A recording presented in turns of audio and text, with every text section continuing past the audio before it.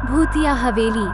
किसी जमाने में एक घना जंगल था जहाँ बहुत कम लोग जाने की हिम्मत करते थे।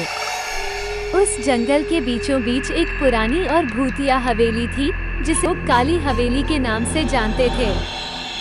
इस हवेली के बारे में कहा जाता था कि वहाँ जाने वाला कोई भी व्यक्ति कभी वापस नहीं लौटता। एक दिन अजय और उसके 3 दोस्त राहुल, मोनिका और प्रिया जंगल की सैर पर निकले। वे साहसी थे और भूत प्रेत की कहानियों पर विश्वास नहीं करते थे। जब वे जंगल के अंदर गए तो उन्हें वह काली हवेली दिखाई दी। राहुल ने सबको हवेली के अंदर जाने का सुझाव दिया और सबने उसकी बात मान ली। हवेली के अंदर का माहौल बहुत डरावना था।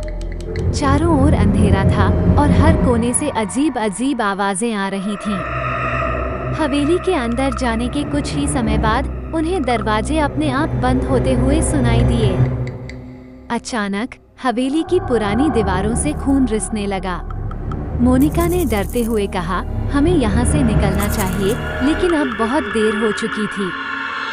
अचानक हवेली के अंदर की हवा ठंडी हो गई और एक भयानक छाया उनके सामने आ खड़ी हुई।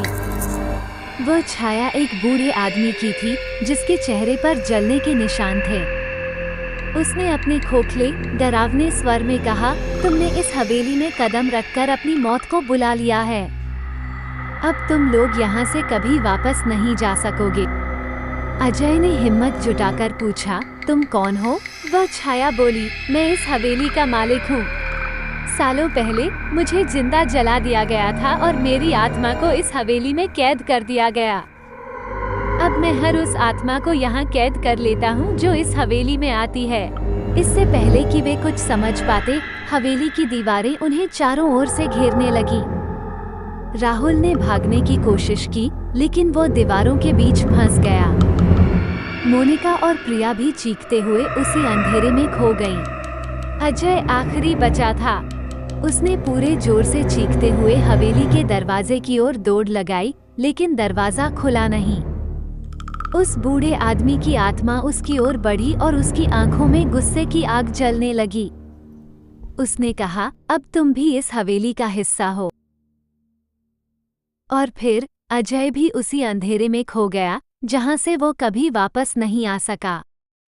आज भी उस जंगल से गुजरने वाले लोग हवेली के अंदर से चीखों की आवाजें सुनते हैं, लेकिन कोई भी वहां जाने की हिम्मत नहीं करता। कहते हैं कि जो कोई भी उस हवेली के पास जाता है, वो कभी वापस नहीं लौटता। काली हवेली आज भी खड़ी है और उसमें कैद आत्माओं की गिनती दिन ब दिन बढ़ती जा रही है।